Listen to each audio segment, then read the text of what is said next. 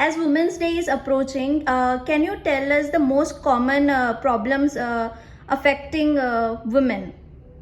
Hi. Okay. So basically, out of all the medical issues that affect women of today, the most prevalent disease or most prevalent medical state is called anemia. Okay. Anemia is this thing affects almost 50% of the world's population and more than 70 to 80% of women in India. So that means that there is a huge load of patients having anemia, which extends into crores of people. The meaning of anemia is the presence of low hemoglobin. Okay. So hemoglobin is the protein which carries oxygen all throughout the body, and it is a part of the red blood cells. Normal hemoglobin values are supposed to be more than 12 grams for women, but in most cases what we notice is that the hemoglobin for most women, which if all the viewers will also check their hemoglobin, most of the time is below 12 grams, and sometimes it is very severe, it is below 10 grams also. So anemia has a lot of manifestations. It is like fever. It by itself is not a disease, but it is a manifestation of some other disease. It leads to very general problems like increase in fatigue, a lot of body aches, malaise. You're not able to sleep well at night. There is a decrease in concentration. What is noticed is that all throughout the night there is a lot of pain in the legs.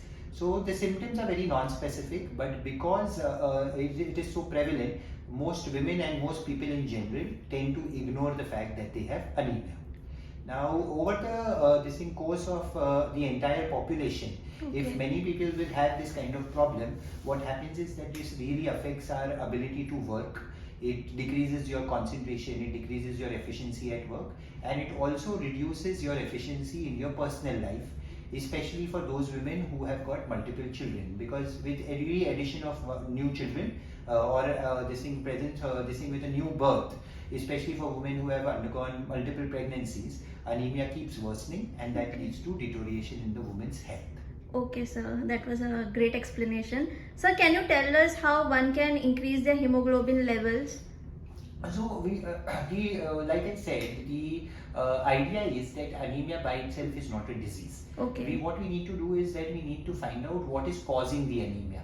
Okay. So most of the time, the most common reasons for anemia are presence of iron and vitamin B12 deficiency. Okay. So if and that would be probably in majority of the cases that we find in routine practice.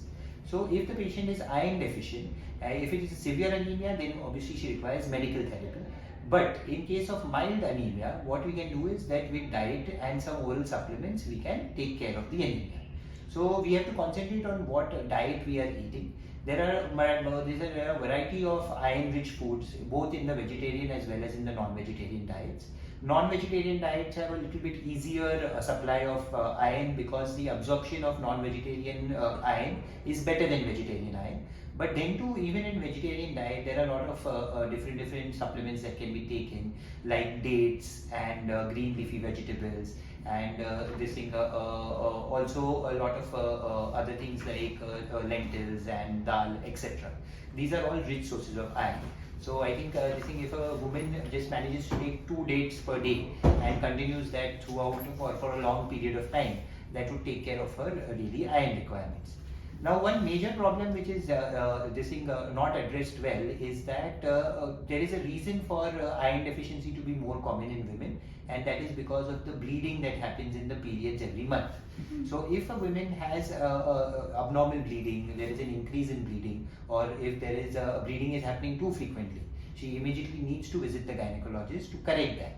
Because unless you correct the bleeding, the iron deficiency cannot be corrected by itself. Okay, sir. Thank you so much, and happy Women's Day to your family. Happy Women's Day to me also. Thank you, sir.